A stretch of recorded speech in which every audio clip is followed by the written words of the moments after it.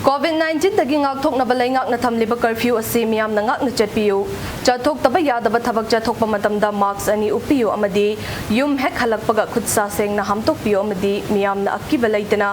vaccine kapthokpiyu haina miyamna sakhanglaba makeup artist Jenny Khurai na Impact News ta phongdorakli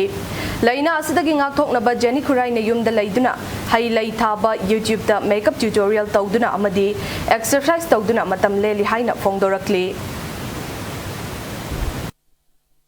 Saisaki tangai fatana satok tabaya teraba tabak thoram mayam lai narangani karigumba satok piba taragasu akhona face mask phasana sizina biba face mask anilon biba sada hand sanitizer ama loina biba mi amaga social distance thambiba putaruk lapna sumaina tabak thoram singa sitaw biba yumda halaklaba matamda hand wash na tragana sapona khutsa singa sitoina sengna hamtopiba mai mit amati khongkut sengna samthopiba sigumba takna kangon singa si ilba haibasina laina sidagi ngakthokna bagi upai ni haijani ato tawgadabu akhoi laingak na piriba matam gi sakna kanglon asi maru oina masi imbiba mathau tai atagi vaccine phajana kapthopiyu